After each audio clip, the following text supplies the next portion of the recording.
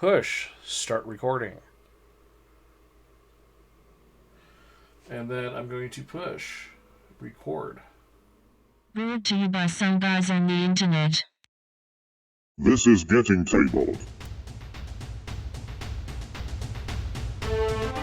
With your hosts Jason the Bruce, You guy!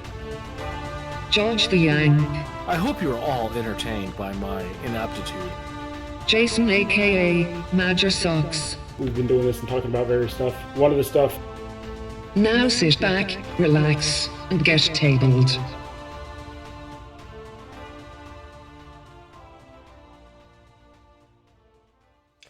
Hello, future people, and welcome to episode 91 of Getting Tabled with your host, Major Socks.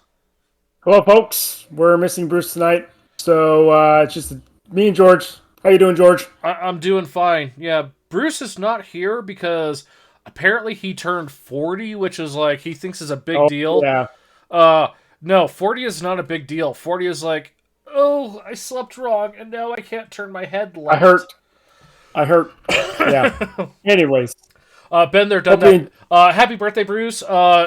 If you know where to find him or whatnot, leave him crude and mildly inappropriate birthday messages. I'd appreciate it. Should we get some news? Well, go. There's one thing you want to talk about first. Newly received or noteworthy information, especially about recent or important events. True. So, for those we've talked about Company Heroes by Bad Crow Games. The last few months, that's one of the Kickstarters that I've kickstarted. Unfortunately, some sad news was put out by Facebook as well as to the Kickstarter backers. Chris Gabrielson, the leader and creator of Company of Heroes, passed away in Germany last weekend while he was at Essen Spiel. Don't know any of the details. We don't need to.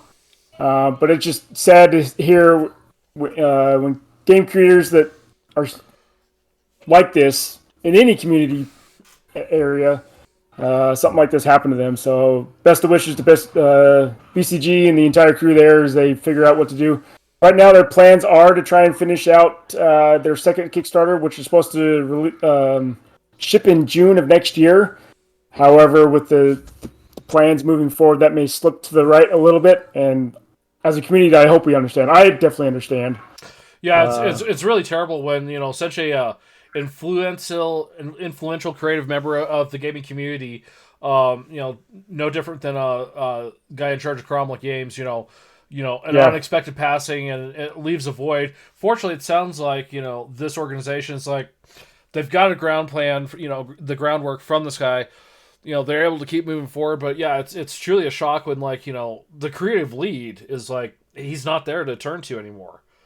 Yeah, luckily, version 2 of this game has pretty much been done already. It's just a matter of printing it all out, making a few changes because the community actually helped change some of the stuff that they changed it over to 2.0.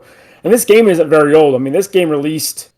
Yeah, I was gonna say it's 2 years ago. Yeah, and we're on version 2 already, just because there's a few things that the community, as we were playing it, found that could have been changed. And so the groundwork for version 2 is most of the way done. So I don't think this new team, as they redevelop, is going to have a hard time moving forward with getting version 2 out.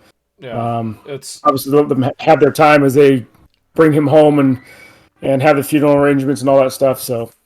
Unfortunately, it is very unfortunate when things like that happen. So Bruce is not here to do this, so I am doing this, and I have a bad problem with ADHDing on websites. So I apologize in advance for any illness I cause from you watching me navigate web pages.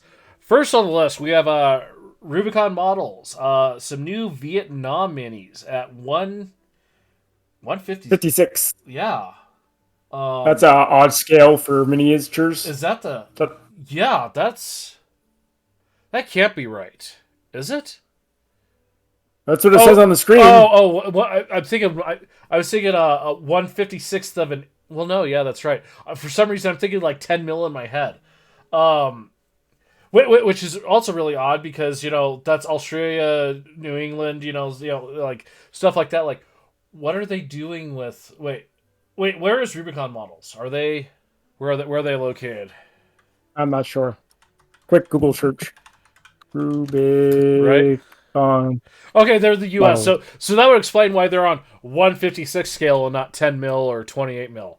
So although 156 is considered 28 mil, so why not just put 28 mil on your website? Come on, Rubicon. I'm sorry, Games Workshop, everyone else, like, for some reason, yeah, they're on a mil scale and they use inches to measure with. Just do a mil scale for the size of your minis. Don't make me sit there and think like most gaming communities out here use mil scale anyways.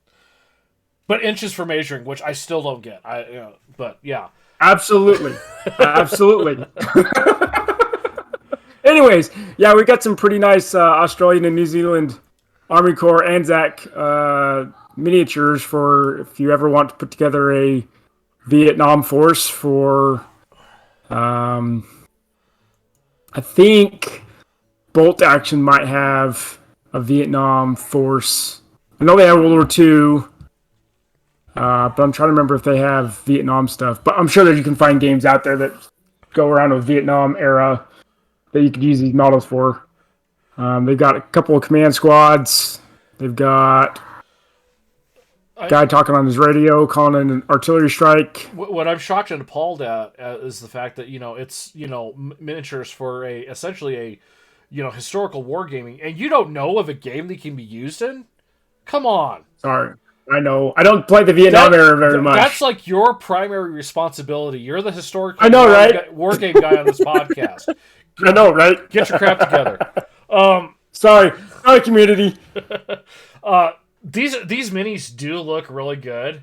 I'm not too up on the New Zealand and Australian look for Vietnam era.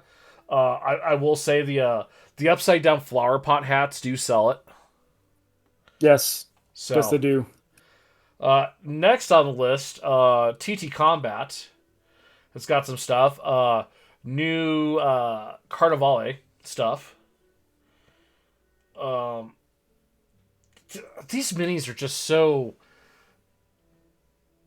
I don't know. The one that's really caught my eye though is the Grease Lightning Squad, where you got the dwarves. Oh, yep, the dwarf and the little mechanized. We're gonna start with Mr. Fister. Essentially, he's wearing two gigantic gauntlets, and he looks like a flying beard. On the back view, you can see his butt and feet. So, next is Sonya Proudbeard. So, that is a female dwarf. For those who are not 100% certain, female dwarves also have beards. Yes, they do. I like how they've done the beard. It's like, like doing something with it instead of like, it's just one plain, bland color. Like, yeah. Look at Slayers from Warhammer Fantasy. They all have orange hair. Why? Because they dyed their hair orange. It's the thing. So, this next one, great play on words. The First Hairbender. So, he's got his little tartan kilt with a gigantic beard that's shaped it like a fist at the end. Yeah. And of course, he does have some wonderful Avatar-ish markings. Let's see, where's it? Grease Lightning. This one, it's akin to some of those Exo Squad suits, where they're like sitting in the middle and it's like they got the arms and legs, but they're completely exposed. But this is wrestling, so none of it makes sense in the first place. So this fits right in just fine. Yeah, I love the punching bag with the boxing gloves. Yeah, the mechanized punching bag. Let me bring that up. Yeah. That one's pretty crazy. It looks like we got a leg platform that you can jump off of, or it's part of the turnbuckle, I believe is the terminology. See, Bruce isn't here to talk about the stuff, and this. I know. Where's Bruce? This is the stuff he knows about. Looks like we got an oil can guy. Oh, and then a spotlight. So, Yeah. and then that Once again, appears to be that. And then we got some. Oh, I'm that's for mechanized- Rumble Slam. Sorry, that's for Rumble Slam. Carnivale, we've got some Oh yeah. some pretty grotesque monster looking things. We got a pretty good looking werewolf. I like it when people do werewolves that look like this. Yes. Like that series that shall not be named that starred what's her face and Robert Pattinson. Yep. The werewolves where it's just a giant dog. That's terrible. When you have like Underworld with Kate Beckinsale, those werewolves, those were premium, and that's the same look here. You've got a very humanoid wolf. Yeah. The next here, I can only describe as some sort of mutant zombie bat. Zori, or however. Yeah, Zori? I would say Zori. Yeah. That's totally a mutant zombie bat. Agreed. I'm not going to try to pronounce that name, but it looks like it looks like a mermaid gone really bad. Yeah. And then we got a couple of sets here. The Drowning, which looks like more what's the word? Seafaring zombie themed. Yeah. Got to remember, slow down my clicking. People are trying to look at this. Yeah, right. And then we have Experimental Plasma. Frankly, I think that's a great name for anything. Experimental Plasma. First and foremost, we're going to look at this thing. What is this? It looks like things stitched together. Yeah, I'm seeing like 4 bodies, 5 bodies I've got that have been. I've got the second image up, and it looks like 2 bodies were stitched together to make one mouth with 2 eyes. But then there's another face over here, and then there's like, I don't know how many legs, but then there's like human legs and arms coming down by the feet there. But then there's like another arm coming out, like, And a mermaid tail of some sort. Yeah, it's just. it's all over the place. Louis, did you guys just like put like 4 molds together and just be like, this looks good. we're going to call it experimental. Then we have a very Dr. Frankenstein meets steampunk look with the iron mask, and I can only assume like blood tendrils coming out and turning into lightning tendrils. I don't know. Yeah, it's. This guy's pretty harmless because he doesn't have any arms. Maybe they're on the experimental plasma thing. Yeah, they got sewn into the other guy. And the doctor here is the one that did it. Because we got a doctor. Yeah, we got a bone saw doctor here with the stereotypical white tunic with a leather vest smeared in blood. That's very Civil War era-esque. Like, yep. Why do these people keep dying? Because you keep infecting them with the blood from this guy that was, gangrenous. Yeah. Again, really cool looking stuff. Next, more TT combat because they can't stop releasing scenery. But it looks like a couple little different things here. We're gonna start with the Rosette Avenue, and it looks like it looks like simple little shop buildings. Yeah. For 28 to 32 mil games, so I mean, Wild Wild West could work with this. Well, it's simple and basic enough and generic enough. It could be anything 28 mil. You could use it in like you're right a backwater town for Infinity. You could use it for what's that? Small country. Well, no, it's that game company that you follow and you're really obsessed with. They do fantasy and sci-fi. Games Workshop. Yeah, that one. Sure. But look at the stuff. These literally look like the size of tiny houses. Like quite they do. literally. Like, I don't know if you've seen any of these shed home videos or whatnot, or like the little the mini tough homes sheds and stuff. That is literally the scale of these. It looks like, you got enough room for like, a very Spartan, with like a sleeping loft. Yeah. And that seems to be the whole generalized theme,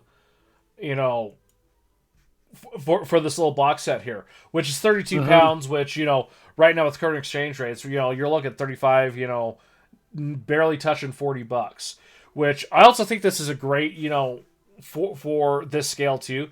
Because if you think about it right now, the homes that we have right now for, a lot of areas, we're still very opulent, very large homes.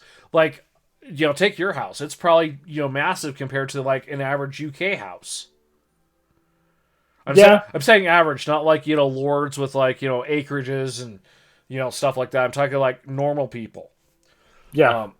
Next then they have an orc outpost. What? Something orc in Orktober? Yeah, right? It's like it's a thing.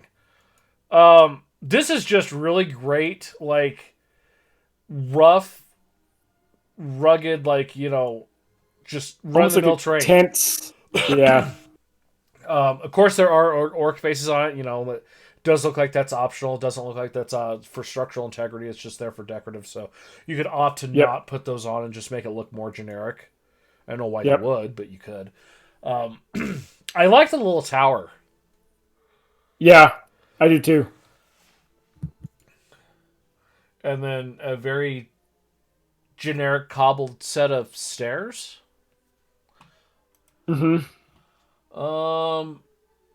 Bunch of other stuff. Looks like this is all stuff we've seen previously, like the dockyard cranes. Yeah, so that's all good and well there. I think I like the Rosa Avenue more just because it's a better like scatter terrain option that's not very specific to any one thing. Yeah, I agree. That being said, the orc stuff still looks really good. If you're into that sort of thing. Yeah, orcs. I'm gonna get hate for that. Yeah, let's see here. I need to. Okay, that's fine. Next on the list, Mantic Games is possibly a leak of a new 2-player starter set for Kings of War. And first and foremost, the models on the right are just like, it looks like more undead stuff. The stuff on the left, just from what I can see in this photo, looks brilliant. Yeah. I mean, here I was just giving like orcs crap in Orktober and everything, and then I'm like, these look good. Yeah, they do. And they're painted half red, half blue on their heads, and so it's kind of a cool paint scheme. They're war paint or whatever, if it is war paint. I would have opted to do one part red and one part blue, and then you could like just like put them against each other, and then you'd have red versus blue. Yeah, that'd be good. I'm funny, but I like this skeleton cavalry kind of look cool with their undead horses. I mean, don't get me wrong, they look good. It just is undead's one of those things where it's like undead is undead is undead. You take something, you get the general shape of it, you remove its skin, you remove its flesh, you remove its muscle, and you just leave its skeleton there. Bones. In this case, they've got some shielding, some barding, stuff like that. I mean, they look good, but I mean, it's skeletons. Yeah. Skeletons have been part of the gaming genre for years upon years. Long time. I'm fairly certain if you look at, when you start getting to the fantasy aspect of, miniature gaming, one of the first, armies that was not good or heroes was a form of skeleton or undead. So, it takes something impressive to get me excited about undead. but those orky looking guys, especially with the bottom tusk sticking up on the general, like you can actually see those like. Yeah. Anyways, so next on the list, actually, the one company that Sox is kind of like meh about. We got more Warhammer. We got new Cadia stands, which their planet blew up, so they're really mad about things. Right? Did I get that lore right, folks? Don't get angry at me in the comments. But we got a box set here for specifically Cadia. I gotta stop scrolling like that. People are gonna get seizures. So we got some of the basic troops here. I'm gonna totally disagree with this radio guy here. Do you know why? Nope. Because he's standing up and doesn't have a giant hole in his head and his radio's intact. Yeah, that's true. Look at every war movie out there. Saving Private Ryan, like, get on the radio, flips guy open, the guy's face is gone. That's the life of being a radio man in the military. Yeah. Good old flamethrowers. Oh, that guy's running with a grenade. That's not going to end well. What happens when you run with a grenade? You trip and you fall and it goes off in front. No. Yeah. Generally, yes. Pretty good looking minis. If I remember, I'm not too up on my guard, but I think this is one of the groups that was due for some upgrades.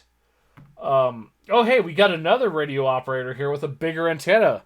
That means he's a bigger target. Yeah, right. Sergeant with a power fist. And of course, the guy with the worst job ever. Let me walk around with this giant flag that's twice my size and makes me 3 times taller that no one can see me with. Or see the enemy from a far distance and then just rain artillery on top of you because you're going to be holding this thing above even when you're on the ground. There's a giant flag. Launch all the artillery there. I understand the concept, the heraldry and stuff like that back in the day and stuff like that. But this has no place, even in 40K. I'm sorry. I think giant standards like that are just no. Like I've got the one dude for my Space Wolves with the flag. Do you know how many times he's seen the battlefield? Do you know why? It's dumb. The same reason why my Space Wolves look, gray and almost black because their armor's dirty, not clean. I'd almost go to the point that if you're playing against this army, you get a bonus to hit because of the standard bearer. I like that. Speaking of artillery, hey, look, we got some artillery too, Socks. Yeah, I know. I saw that down below. The one in the middle is very actually realistic compared to what we actually have for artillery in the current modern era.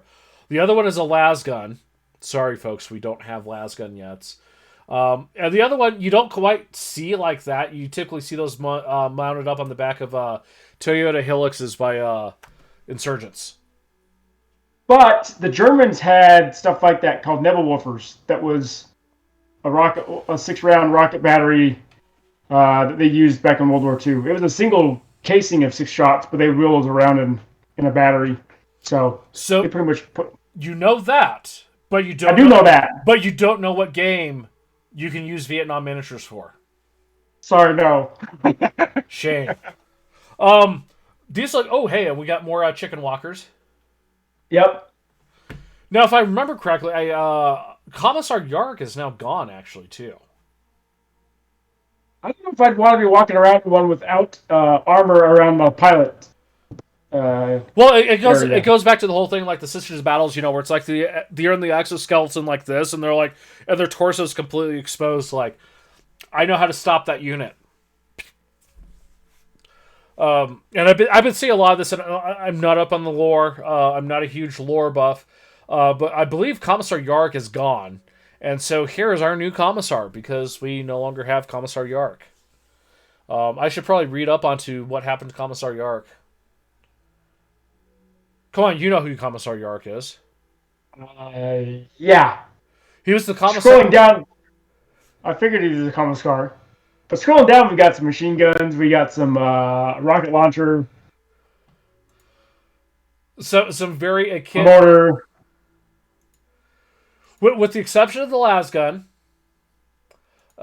We pretty much all we have equivalents of that. Yes. Except for a Mark 19 grenade launcher, I don't see one of those on here.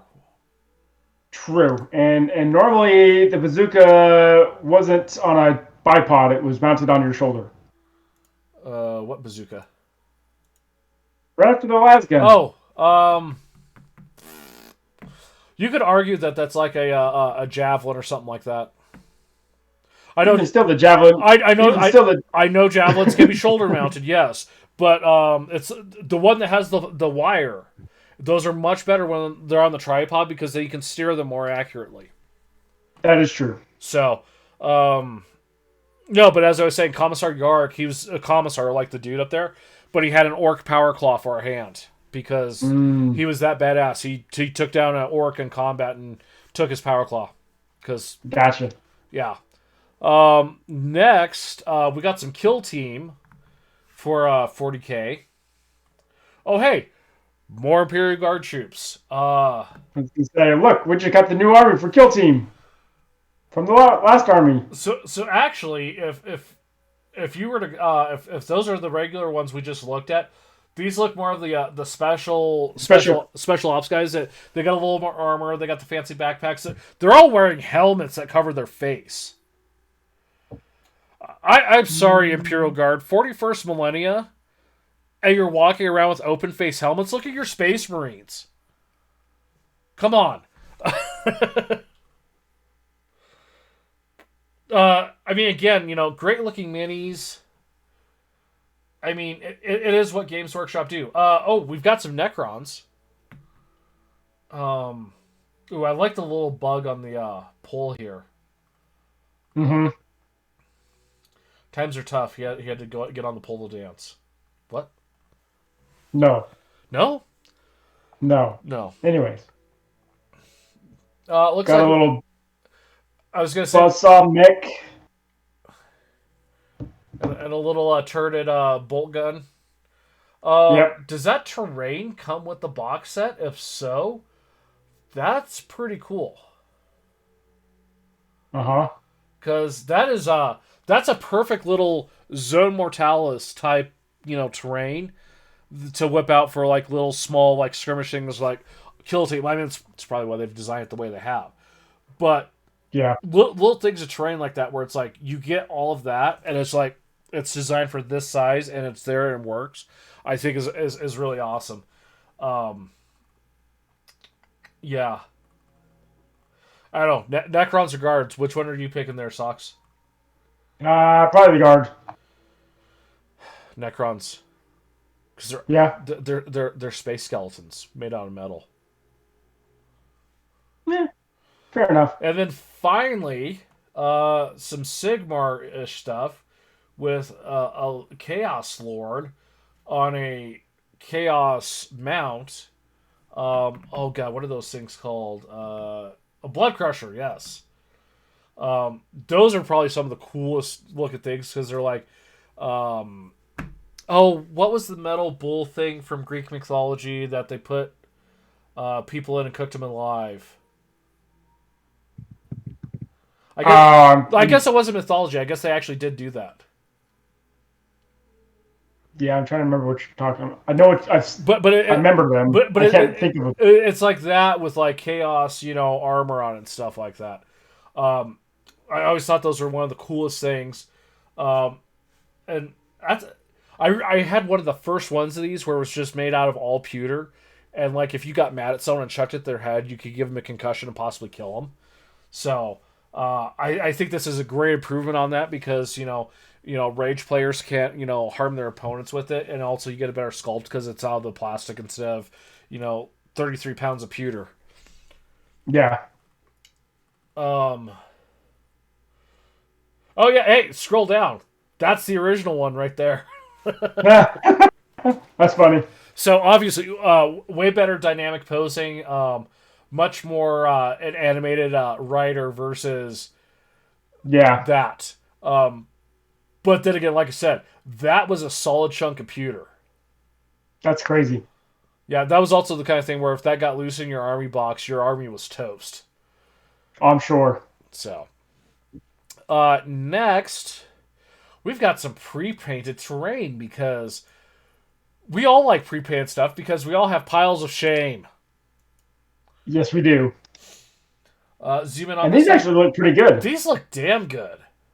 Like, for terrain, I'm going to say this looks better than the time and effort I would put in on terrain. Unless it's for a display board where I'm actually going for, painting competition, which I haven't done for years. So, this looks way good. Some rocks that have been painted up. They've got some moss, lichen type stuff on them. Some arches, big and small. A couple of tower type small little mounds. I mean, they're pretty good overall. Some larger mounds. I wonder how big that mat is they're showing that on. I wonder if that's a 2x2 they're showing. Yeah, I was wondering that myself. I mean, I couldn't see that being 4x4 because those things would be huge. So they're saying that the large tall rock is 8.5 by 8.5 inches square and 7.5 inches high. Okay, that's the wider huge. one. Yeah, so where'd my tape measure go? Dang it. The wider one is 10.5 inches by 9 inches by 6 inches wide, and so these are pretty good size.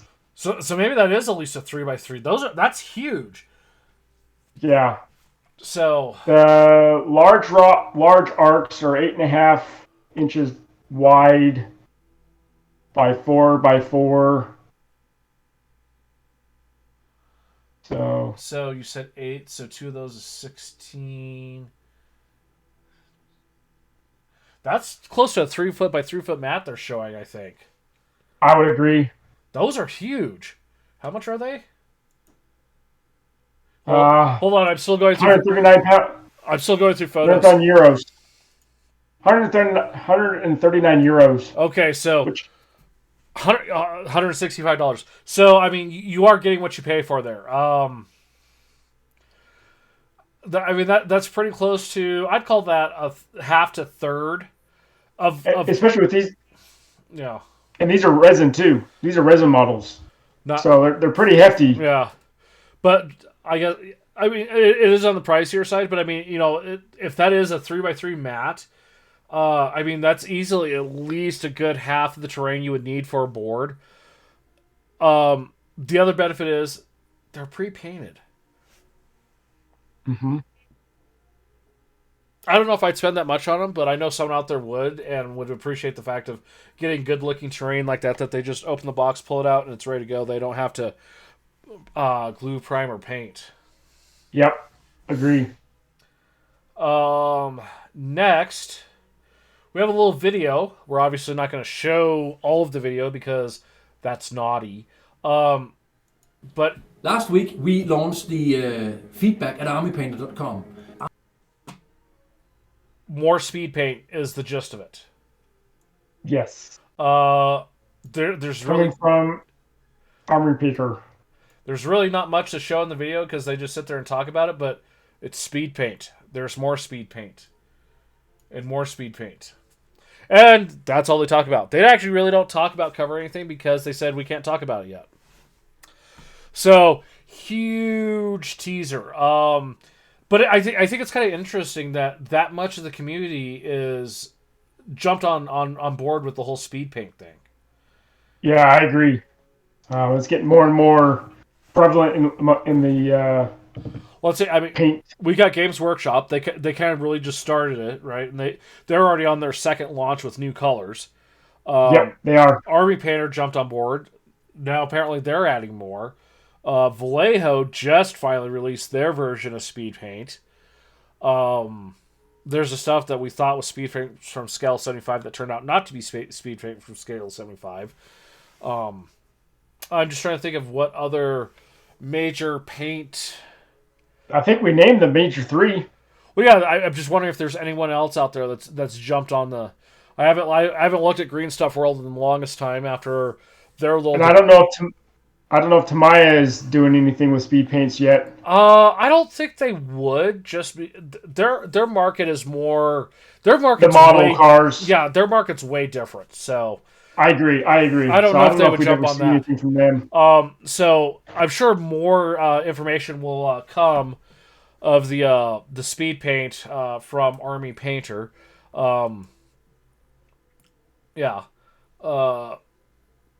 I don't know. I'm still not 100% on board with the speed paint. There's something about like just learning, and I get it too. If you're just getting into the hobby and you don't know what you're doing, and from what everyone has shown, speed painting is a great way to paint your army, get to look good, and get on the tabletop without having to learn a lot of stuff. But yes. I'm also like, don't get frustrated. Don't worry about, what the trolls that are jerks say. Just sit down, paint, and get better. Mm-hmm. I know it sounds like, well, I really suck at it. I can't get that good. You will. You just have to be patient. Be patient with yourself. Realize that you're learning, and you will get there. Yeah. If I were to pull out the stuff, from that I did, almost 20 years ago now. Yeah, right. Oh my God. Like, even my crappy, like, let me whip this out real quick is 10 times better than that. So, but yeah, it's really interesting to see how much of how much of these, the big manufacturers, like, let's really expand on this speed paint market. So, and then finally, again, one of Bruce's favorite things to talk about. He's not here to talk about it. Malifaux. Weird is releasing more Malifaux stuff. And it's based on Dia de los Muertos, which, from what I've seen... Yes, for those who don't speak Spanish. Espanol. Espanol. ¿Por qué? No. So based on what little I know about Malifaux, which is nothing, all I know is that Bruce has said, these models are ridiculously hard to put together, and they look ridiculously good. I think diving into the whole Dia de los Muertos theme, I think is absolutely brilliant. Like the sugar skulls and all that motif. I mean, that is some of the best things about the Mexican culture that has become so mainstream. Just the flamboyant hats, the colors, the colorful costumes, the bright, vibrant colors, just the designs, and just getting out there, and it's just, I think it looks so great. Do we have... I need to stop doing this. People are going to get... Unfortunately, I didn't see any actual models. I just saw their upcoming releases. Yeah. For stuff. It'd be awesome to see some of these. Okay, I clicked on the smaller box, and it did pull up an alternate image, and it shows the models on the back. So... What about the big box? Yep, the big box has it too. Ooh, those look kind of cool. So I'm still in the small box, and I've zoomed in on the specifically the model on the horse. Yeah, the rider with him. So great and dynamic looking. Yes. Like the horse pose is a little static, but then you get the rider on top with his hat blown off, and he's going behind him like that, shooting. Such a great pose, and you can see some of the sugar skull detail. It's not something you're gonna have to freehand on. Like they've given you some guides to paint with. Yeah, the way the riders pose, it almost looks like the horse should be galloping instead of just the little trot or whatever they've got him posed as. Yeah, for sure. Yeah, he needs to be on like 1 or 2 feet touching the ground, and the other one, like the one the front right foot, that needs to pull and tucked up behind like this, like he's at full gallop. Yeah. Otherwise, it looks pretty cool. It does look pretty cool. So let's click on this bigger box. Oh. The dudes with the coffins? Yeah, that's what I was going to say. That's what I saw too at first. The guy surfing on a coffin, it looks like. Yeah, the far right one, he's totally surfing it. The one in the middle, he's just running with his coffin. The other one almost looks like he's trying to pull his coffin up out of the ground or something. I don't know, or use it as cover or something. I was gonna say it looks like he's using it as cover. Yeah, Santa Muerta counts as the judge. That is a gorgeous looking mini. Yeah. Oh, I didn't even notice that. Lady Justice. Let's see if I could get her pulled up closer. You could kind of see it on the side of the box. Look at the detail on her hat. Oh yeah, that's insane detailing. It's really cool. You paint that right, and it'll look good. You paint that terribly, and it'd probably still look really good. You're right.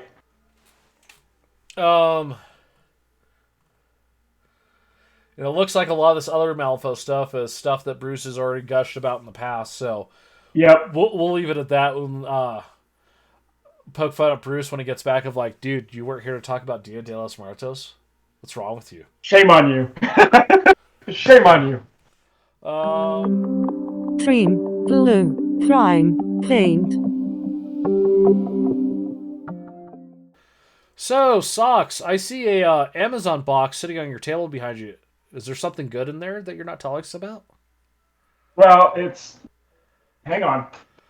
Oh, there is something in there. Sweet.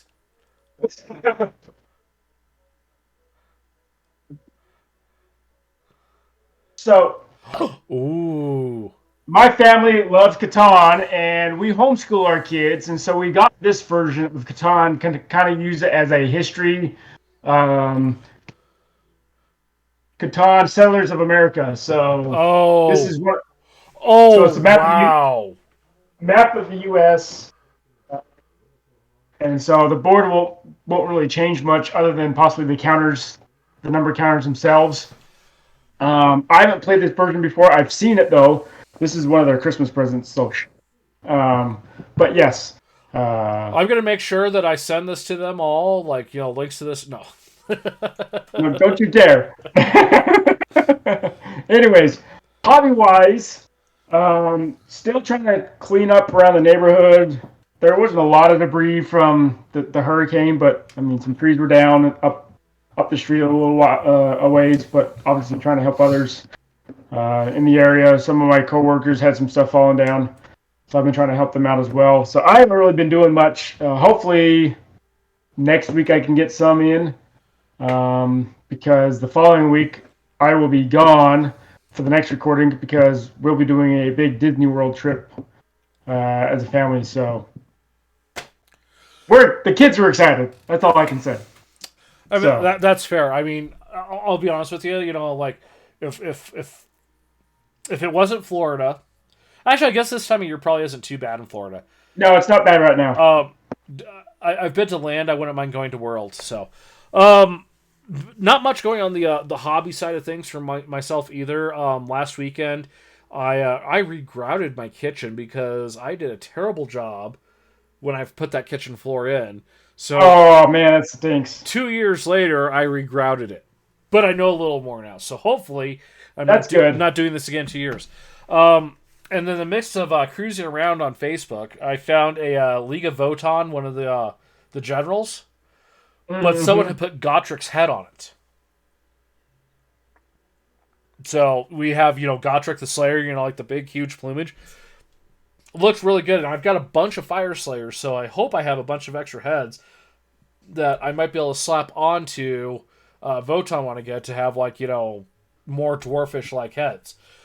But in the meantime, while talking about that, I posted the picture, and Ben, who does the Bushido stuff with Bruce, was slightly confused, and he thought it was this guy, which I completely forgot existed, and I had a gift voucher from my new Year of Warhammer Plus subscription. So I ordered... Oh, nice. The White Dwarf. And I was super excited to find out that he's plastic, not resin. Oh, that's really even better. Yeah, because as good as Games Workshop models are and everything, that fine cast stuff is absolute garbage. Like, it is... I would probably, just send me the mold Games Workshop and I'll just cast it myself. Like, just let me take care of it. You guys suck at it. And then dog show this weekend, so crazy busy with that. I was at that all day, and like I got home 40 minutes before recording. But driving back and forth, so grand total of 80 miles today, I got to thinking, I got that all-clad paint, you know, that does the chrome and shiny gold stuff and everything. Oh, right? yep. The base coat for that, you know, the primer, is glossy black. Oh, nice. What's the one thing those color shift paints want as the base coat? Glossy black. Which all the other or white, or well, a couple of them do want white, yes. Depending on what shift you have. Yeah, so a majority of those are, you know, they want a gloss black base. I can talk good. So I'm probably just gonna not even bother gonna try to strip it because it was all airbrushed on, so it's good, even and thin. But I'm probably gonna take some of that gloss black because all the gloss black I've used in the past I've had to make, so it's not been like the best. I'm probably gonna go through repaint my Shaltari Dreadnought with the where's it at? That's the frost. That's the cobalt blue color shift for Green Stuff. Oh, nice.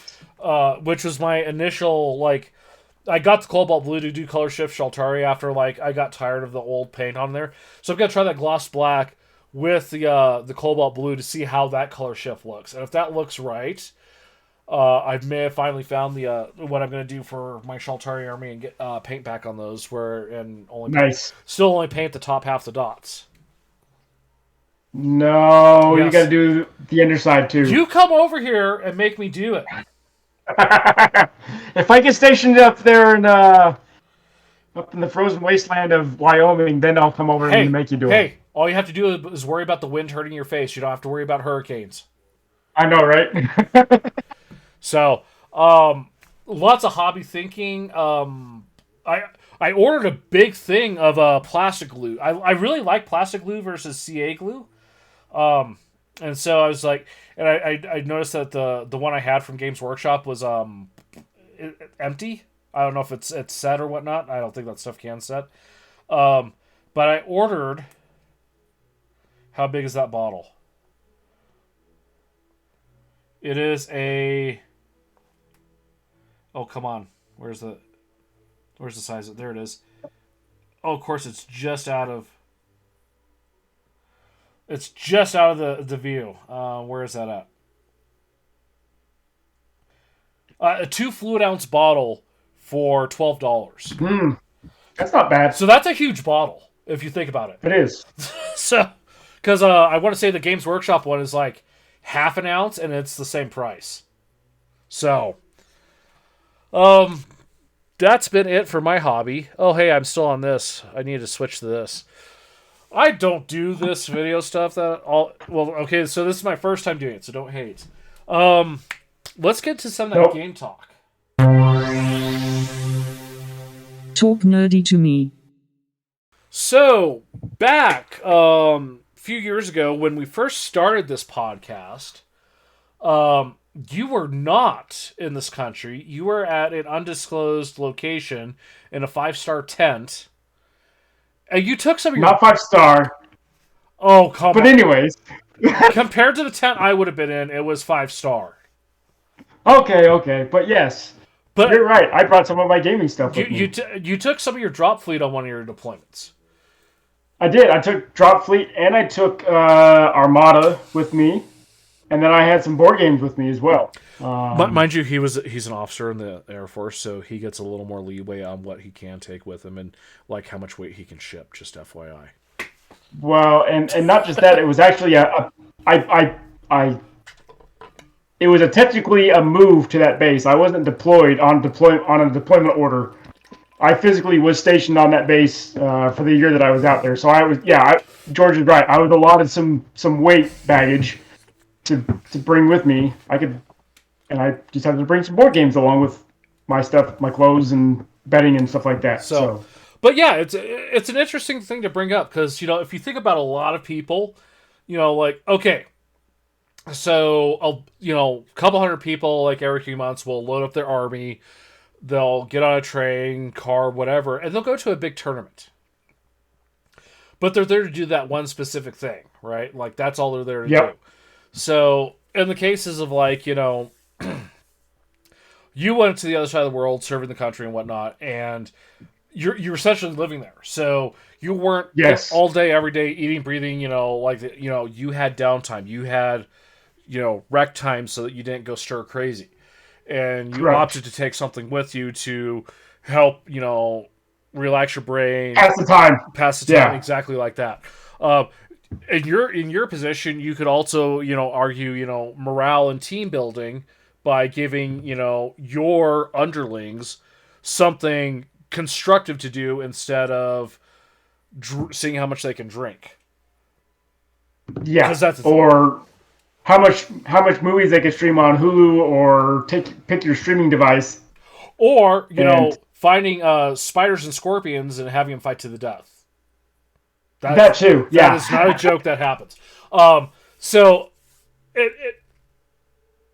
I think it's an important thing to talk about and consider, because, as more and more people go remote, and then more and more people have to travel sometimes, I think, what you've got, how many kids now? Five.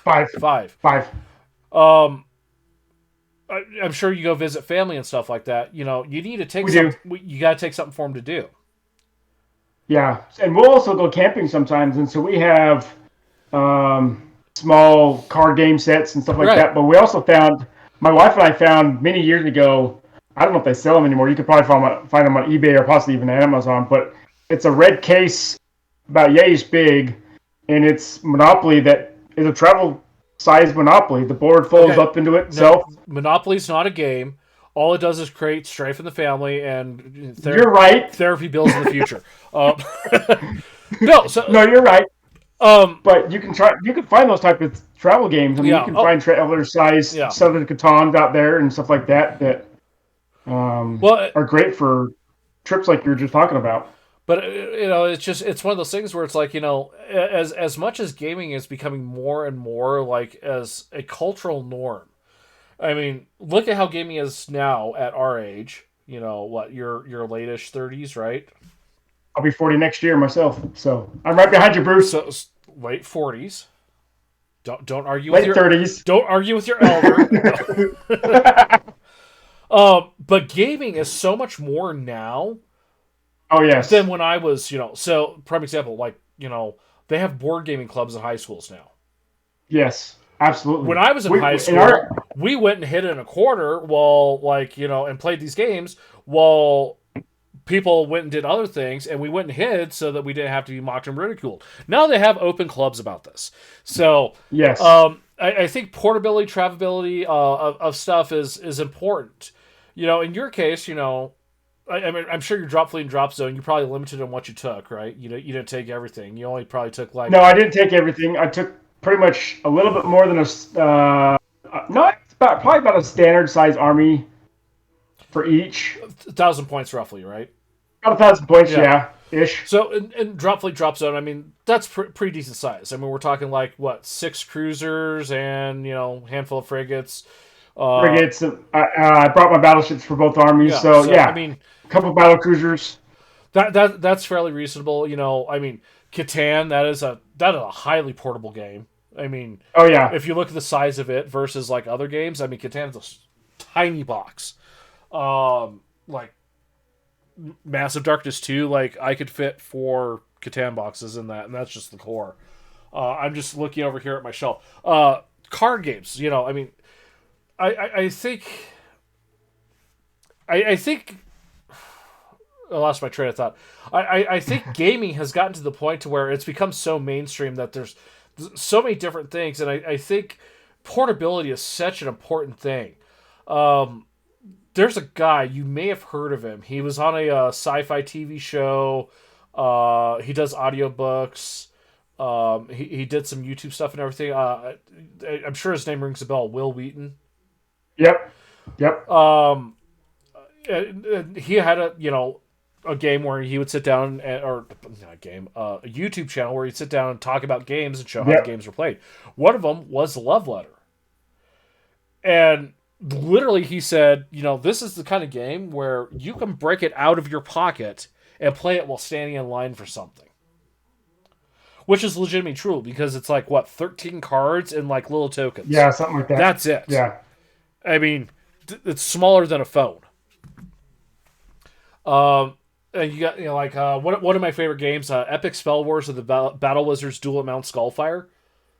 It's a deck of cards about like that. And that's how there's a couple decks, It takes up like a normal card table. It's not, It's not like Cthulhu Death May Die where it's like you got to have a 3 foot by 5 foot table for 4 people to sit around it and play the game. It's not. Oh boy, was it Massive Darkness where it's like you have a whole bunch of tiles like this big square and it's like sprawling and taking up space. But then again, it's like, what kind of traveling? You're talking about camping. You're talking about bringing, the game that shall not be named, travel edition. The one advantage I can see about, Monopoly Travel Edition, it's that easier to throw out the window. Possibly, yes. In your case. But yeah, there's other ones that we have. I mean, I don't know if you've heard of Left, Right, Center.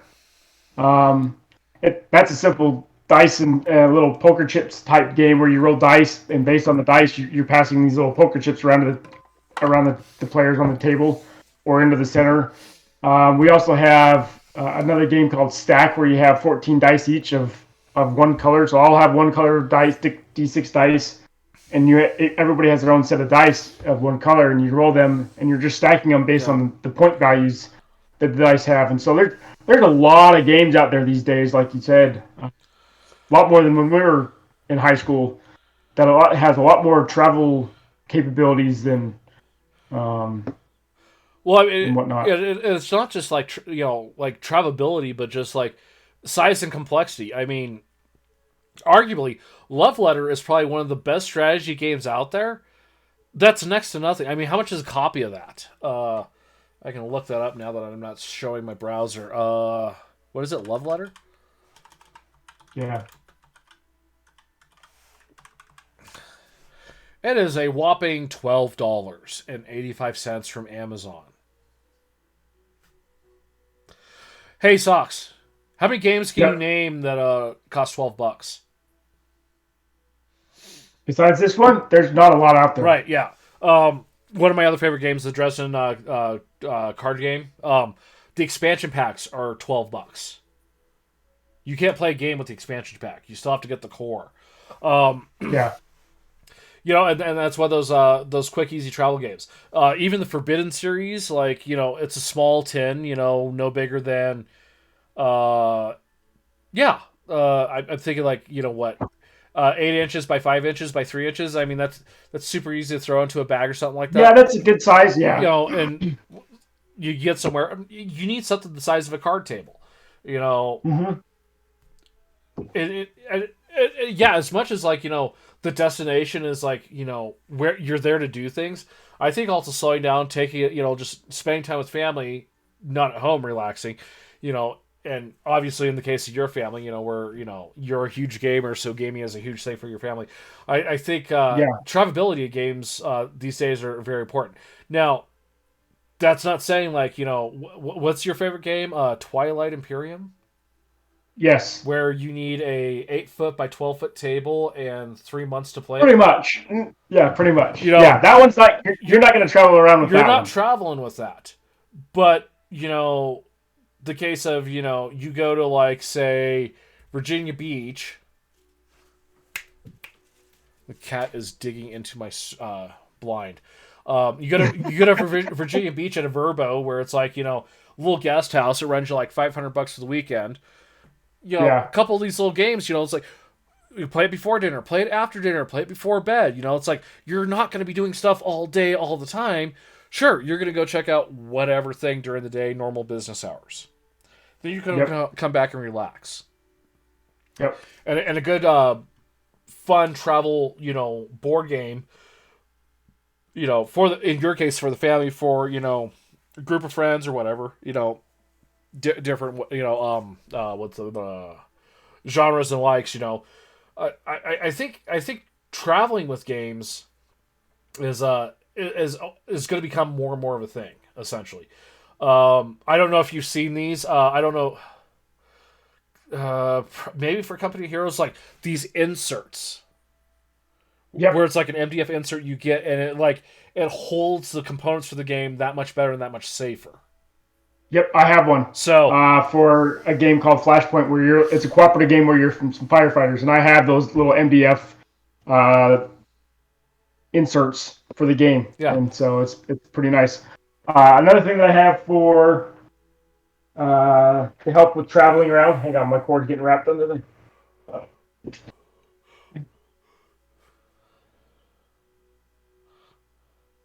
Oh yeah. I've got one of those too. It was that Kickstarter. Hey, Socks, check this out. You know how you keep your cord from getting tangled?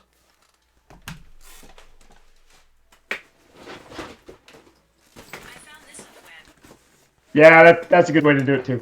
Anyways, see my cord's tangled. Yeah, I've got one of those too. It's it's great that you can put 4 or 5 games depending on the size of the box, maybe even more, and just lug that around with you. Yeah, just like a suitcase. So yeah, I mean, and that's a common thing nowadays. Board gaming backpacks, just big rectangular backpacks that's designed to hold lots of board games. If we carried around one of those in high school, we'd look like the biggest nerds in the school. I mean, we were anyways, but if we carried one of those around, our underwear would be torn and on top of our head. Yeah, and we'd be inside the locker instead of walking around outside the locker. Even in Utah, you'd be in that situation. Yes. But I'm just going to throw this out here too. So my local gaming store, the original owners, one of the original owners, anyways, he supported a board gaming club for the college. And every Saturday or every Sunday, they would show up with a big plastic tote to load a bunch of his board games in and go play games and bring it back at the end of the day. Nice. I mean, because let's be honest, and that's part of the thing with, game stores too is, you go there to play stuff, right? Mm-hmm.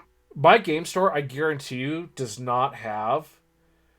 That was a weird video thing right there. Doesn't have Massive Darkness 2 with the expansions and all that stuff. I'd have to take that with me. Yeah. I need stuff like that. And there's so much that you can do as far as, traveling with games. All the way from the little deck of cards to, like I said, the guys that go through and, they drop the $200 on the Battle Foam magnetic slide out tray for their 30K army to go to Adepticon to play a 3-day tournament. First of all, if you can play, is it 3-day or 2-day? I don't know. If you can play 8 to 6 Warhammer all day long, more power to you, because getting 2 games in a day is kind of rough in my opinion. Yeah. So with that, I would say probably 2 of my favorite games to travel with are going to be Forbidden Island, Forbidden Desert. Just because there's two things. So I have the Forbidden series. I have Forbidden Sky. That game, it grows. Like, you add tiles, whatnot, Yeah. Who knows how it's going to go, right? Forbidden Island, you're in an area this big. Forbidden Desert, you're not much bigger. It's a set size. It's a cooperative game, so you're sitting down playing with your friends together. I think that's one of the greatest things that's come about with gaming too, is cooperative games. Oh yeah, absolutely. Sitting down playing with friends and family is so much better than sitting down playing Monopoly and getting irritated with each other. I'm gonna keep using Monopoly for my example on that, because I think it's probably one of the worst games, for friendships. It can be. There's others out there, but Monopoly's one of one of the worst ones. It is. Like, do you know how many times I've read stories about, like, I played Monopoly and now my friendship's over? Dude, it's a board game. Yeah. But those are my go-to travels, just because they don't take up a lot of space. There's great replayability because it's you against the game AI, which Matt Leacock, designer of those games, phenomenal job creating the game AI for that. stuff like that. They're easy to travel with. They don't take up a lot of space. Yep.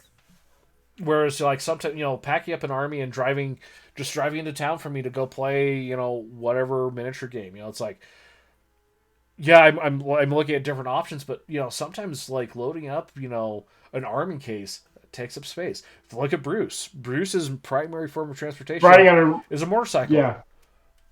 You're not going to be doing that very easily. Yeah, I mean, on a motorcycle. Warhammer is not an ideal game for him to play with a motorcycle. Bushido, yeah, it's a small skirmish game. It's like a much smaller case. Fits into a backpack easier. Don't have to buy the specific $200 backpack. Things like that. You don't have to worry about it being a weight balance issue on a motorcycle either. With a case like that. That is a thing. That is legitimately a thing. Not when I did my flooring, I put up a new blind and everything, so like it lets light through without letting all the light through. And she's up here like, that's funny. She's a turd. What's your favorite go-to travel game? I really like the Catan series. To travel around with, because again the playability, as you build the tiles, the game's never going to be the same and whatnot. Well, I like that one. And the footprint doesn't change. It always takes up this much space. Doesn't. Yeah. So. And then you can add on to some of the expansions, and yeah, the footprint will expand just a little bit depending on what expansion you play. But so there's that one. I suppose that's something to keep in mind too, because you're going to have probably at least at minimum 4 people playing a game. Yeah, I am, and that's the nice thing right now with my kids being, my oldest just turned 15 earlier this week, and my youngest son that is really getting into the games, he's 10. I've got some. He just turned 15. Yeah, he did. Is he getting a learner's permit? No, he's not yet. Oh, because that would have been amazing. Because since we do this every 2 weeks, we'd be able to see you going balder faster. Yeah, no, right? No, not yet. He deals with some learning disabilities that he thinks that he's not ready for it yet. He has some ADHD and stuff like that. And so my son's he's like, I don't want to drive in Denver.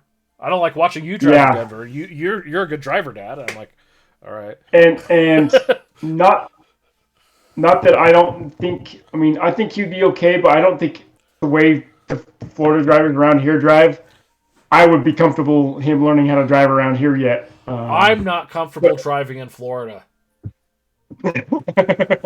Anyways, back to we're gonna have 4 to 5 players playing games at a time, generally in my house, depending on the game and the age range of the game too. So we generally try and find games that can play more than 4.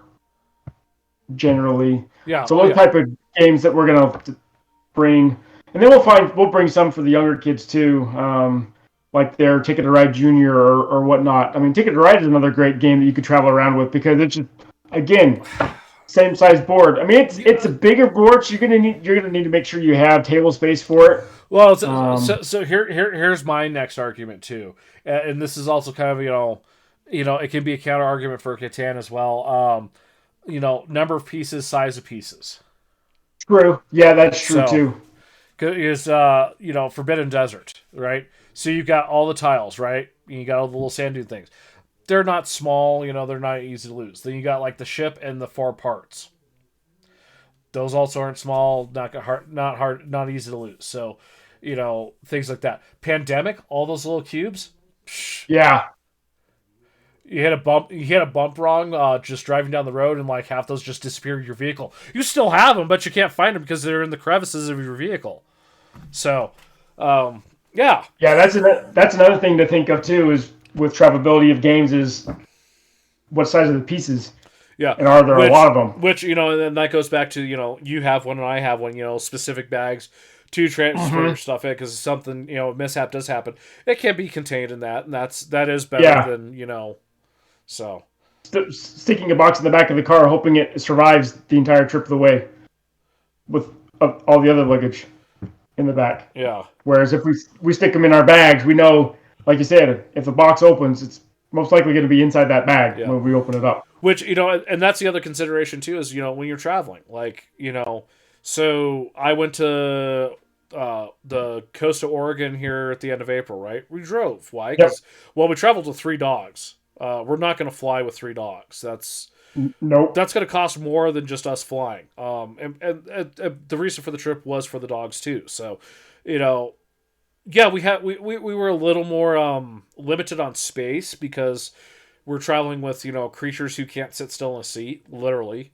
And you got to have their supplies. You got to have food and whatnot. Right, yeah. So take along with them. So something like, the Forbidden Island, Forbidden Desert, perfect games to take with us, size-wise. Your family, you got 5 kids, 2 adults, in the excursion, right? Is it an excursion or an expedition? Expedition. You're going to fill that up really quick with stuff. Because if you figure you've got a suitcase, each kid has a suitcase, your wife has 2 suitcases. So pretty much, no. Wife and I usually share a suitcase. We're able to share a suitcase, but yeah, you're right. Generally, but you're right off the bat there. You're up, at least 7 suitcases, right? And then, God forbid, like you're going to the beach. So like you have, specific beach stuff that, you have its own container. So the sand stays in there because sand gets everywhere, just like glitter. Everywhere. Yeah. So, and that's a thing to consider too, the start of this conversation, you TAD'd to the Middle East for a year. What could you pack? And you said, you took 1,000 points. 1,000 points of drop fleet is pretty easy to pack up, and it doesn't take a lot of space, a lot of weight. That's something very feasible, especially for the fact that especially when I packed it up in a bag just like that black case. Yeah, had some battle foam with both armies in it, and that's what I took with me. Yeah, so that's pretty feasible, especially since you're going for a year. I think travel and portability has just gotten so much more different in gaming, because back when I was a youths, it was a couple decks of Magic the Gathering in my backpack. That was pretty portable. You can't get much more portable than that. That's the same thing as Love Letter. And then you get all the way up to I've got 3 boxes plus 2 add-on boxes of Cthulhu Death May Die. It doesn't travel as easily. Not really the greatest idea for a vacation. Stuff like that. There's so many different variables. Yeah. Time, travel, distance. How long you're going to be there, who you're hanging out with, et cetera, et cetera. Yeah. Any pointers for people traveling with games? Definitely get one of those little bags that we have. For sure. You can find them on Miniature Market, or most hobby game stores or online, I should say, at least. There's a place called Amazon where you can find just about anything, including illicit drug material. Amazon is a great place too to look for stuff like that. I got mine from Miniature Market just because I had some store credit with them from. Is that why it said Miniature Market on it? Yeah. Here's my shocked face. Mm-hmm. For those of you who want to see my shocked face, you're gonna have to watch the video edition of this podcast.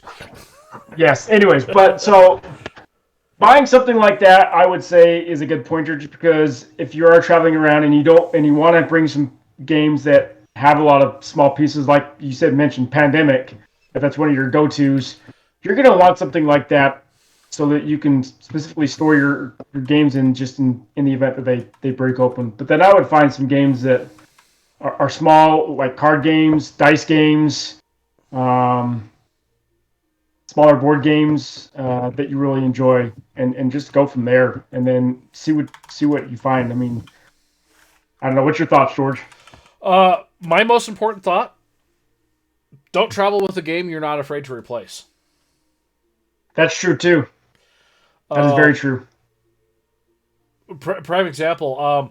Was it you that was talking about the? No, maybe I was reading on the Facebook page, or maybe you posted something and I saw it. But it was a guy. His Company Heroes game. It was in the trunk of his car. Hurricane Yes. Ian came through, and it's no longer in the trunk of his car.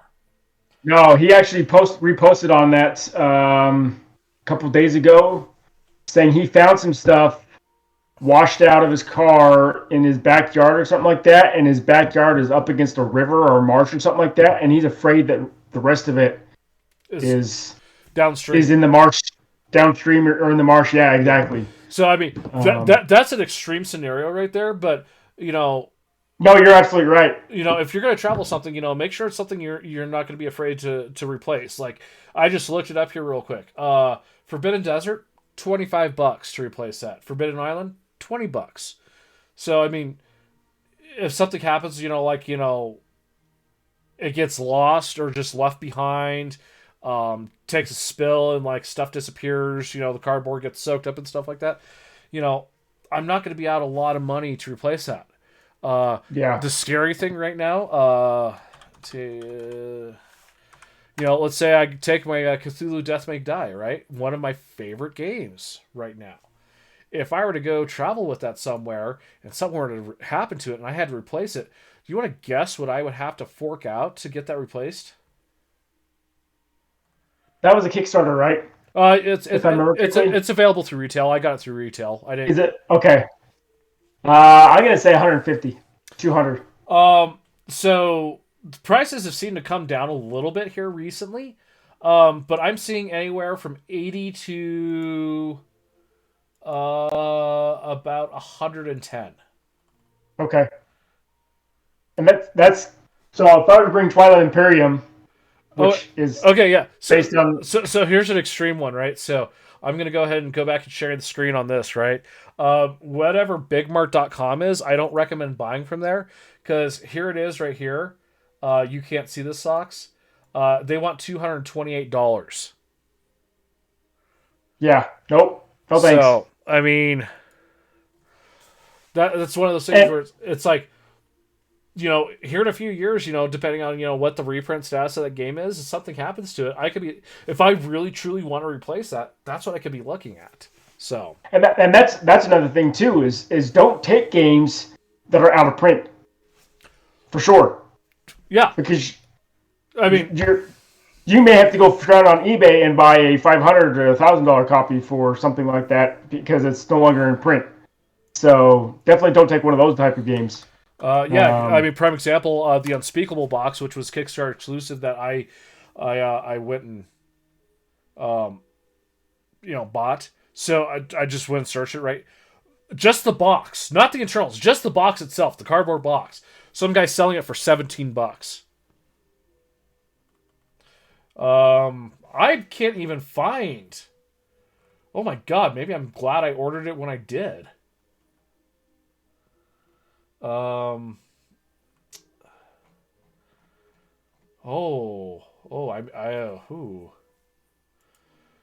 the only thing I could find for it is a replacement box for $17.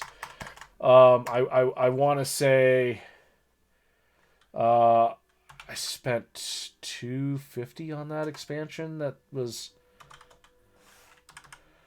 I am literally not seeing it for sale. Wow. Another thing is a lot of these days you can buy and find digital versions of board games for your phone, your tablet, and stuff like that too. Oh yeah, I've got Forbidden Island, Forbidden Desert for my iPad. Absolutely. And do you want to go through and replace an iPad? No, those are several $100s. No, I agree. But you can buy 4 or 5 versions of games and have them on their iPad. Yeah, you'd be out an iPad but you could play that, or like you got your phone. Yeah. I would play D&D on my phone downrange sometimes too, because I could have all my character stuff, and then I had a little bag of dice, and so that's something to think of as well. Yeah, so I broke Google Chrome. Good job, Bruce or George. Wow. I'm sorry, George.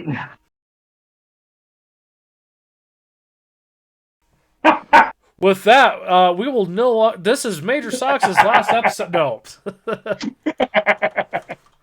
I'm sorry. I'm still like trying to like look up of like.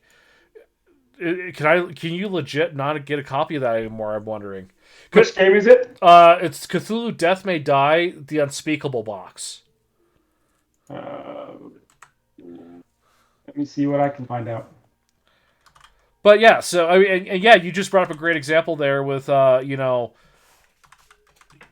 digital devices and digital copies of the board games.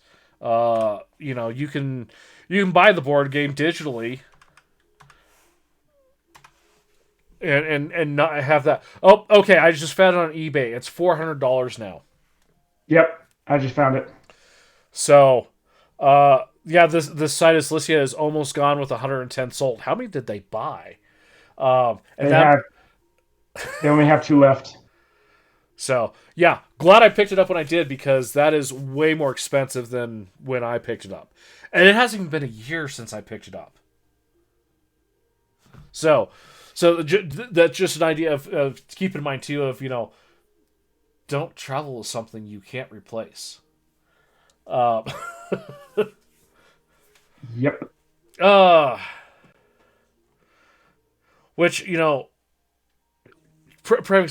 gonna set this down and like go grab a couple other games real quick. So I'm gonna keep talking because my mic will pick me up. Forbidden series is published by Game Right, and I didn't realize how many games they actually had. They have a lot of games. This game right here, this game is fun as hell. Ages 8 and up. Actually, Socks, I recommend you get this for your family. Okay. Trash can is. Yeah, I'll look into it. It's super cheap. It's 2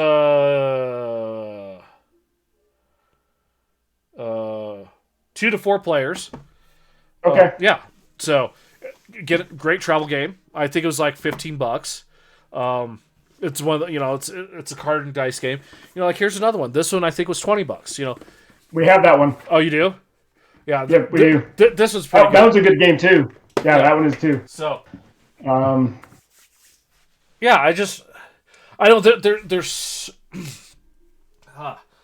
Need some water. Bear with me. Yeah, Game Right is a really good family style board game company out there that has, like you said, a lot of games that you don't realize is. I think when Bruce suggested this topic for us to talk about, I didn't think he realized like how much there is to talk about, like where you're traveling to, how long are you traveling, who are you traveling with, what you want to travel with, etc. I mean, there's so much, and then there's just that, and then there's all the types of games, what you want to take with you and stuff like that, Mm-hmm. But credit to game developers and designers and capitalism for the drive and push to design such a variety of games that you can travel with and take places with other people. Yep. And my thoughts is on this is you buy a $40 board game, you're gonna have hours and hours and hours of fun, and you can spend the same amount of money, if not more, depending on what you do. And if it's just the two of you going to a movie with snacks and whatnot for the same price and only go for a few hours. So I think board games. What movies are you going to? The Dollar Theater. We don't have a Dollar Theater anymore. That's why. We do. That's probably why.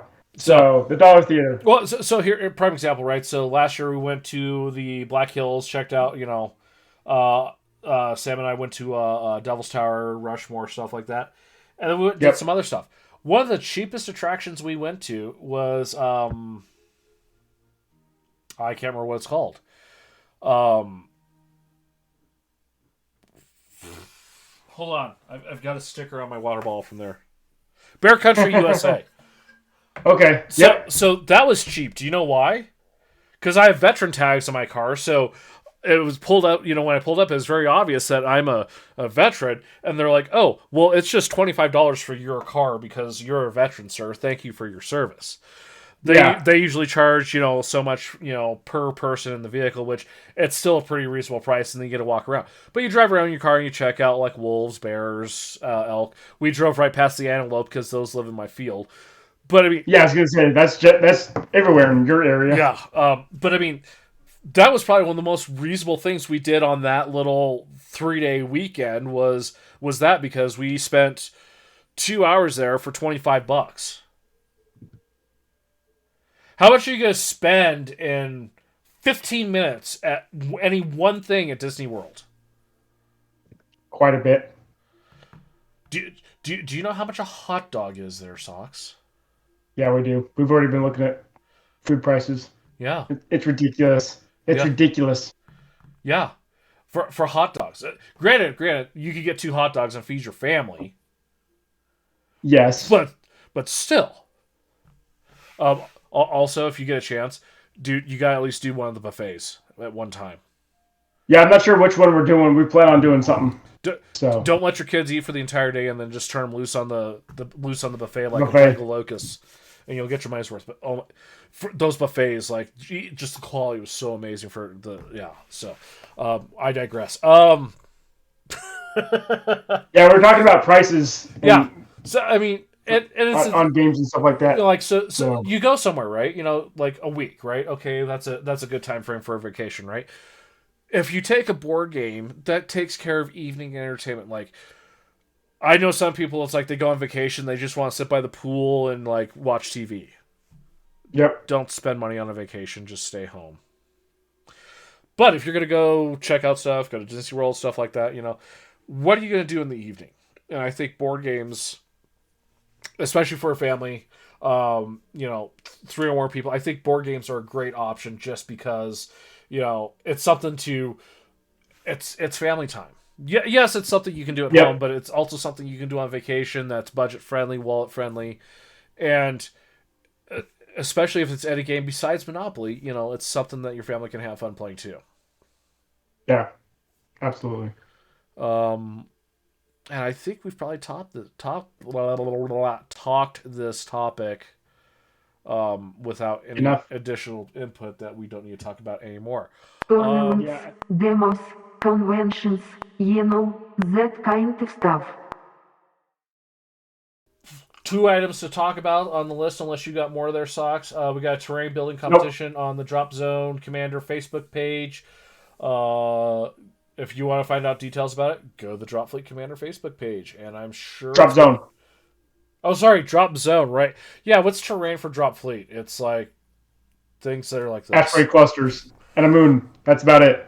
I'll show you a moon. No, we won't. No. The channel will get shut down for that. But yeah, go to the Drop Zone Commander Facebook page. You can get details on that terrain building. The other thing upcoming is PAX Unplugged. That is December 2nd through 4th. I'm guessing that's also in Australia because that's where PAX is. So if you're in Australia, you can go to that. Oh, it's not? That's up here. No, that's up here. Oh, where's PAX Unplugged? It is, because I've got a guy that's going to it. Philadelphia. Oh, so I'm still not going to that because Philadelphia. No, I don't have anything against Philadelphia. I just have a thing against the East Coast. It's too people-y. That area, yeah, it's a little close to the East Coast. But anyways, yeah, that one's coming up here.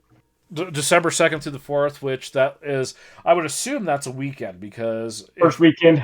If you do a convention in the middle of the week, you're doing it wrong. You're dumb. Like, you're really dumb. So yeah, that's a Friday through Sunday. So, with that being said, and Bruce not being here, we've got our all of our little website stuff here. We're going to let Bruce tell you all about it. Thank you to those that continue to support us in any way that they can, especially to those that support us on Patreon. We very much appreciate it. $2 a month, that's all we're asking for. If you're in a position where you can afford to assist, it would be greatly appreciated. Patreon.com/gettingtabled. Yep. Facebook.com/gettingtabled is our main social network feed. That is definitely the best place to follow us. That's Facebook.com/gettingtabled. Once again, if you search for us on YouTube, we are literally about the first 12 or 13 results at this point. If you want to contact Captain Socks, or any of us for that matter, about how he should be playing all of these games that he's never purchased, then you can email Captain Socks at gettingtabled@gmail.com. Definitely concentrate on the things that you think that he's trying to avoid. If you do play Star Wars or Drop Fleet or Victory at Sea, then obviously those as well. But if you can tempt him into buying more stuff that he doesn't need, do it. Everything else is at Getting Tabled. We've got a website which is gettingtabled.weebly.com. I'm just going to record this one day and just play it so that I don't have to keep on saying it over and over again. I get tired. Yeah, we could definitely turn that into a bumper. And there you have it, folks. There's our bumper. That being said, though, there are a couple updates to that. You can find us on YouTube at www.youtube.com/gettingtabled, since we now have an actual URL for that. Yes. And then Bruce's Twitch, twitch.tv/JasonTheBruce. And I think everything else on there was correct. No. No? No. Oh, right, yeah. I've been demoted. You got demoted in that because that bumper was recorded way long before you got promoted. So we're going to have to let that one slide, though. Thanks again for listening to this episode of Getting Tabled. Bruce will be back in 2 weeks, so sorry about that. There's nothing I can do about it. This was the only thing I could do is give you this break. I'm sorry.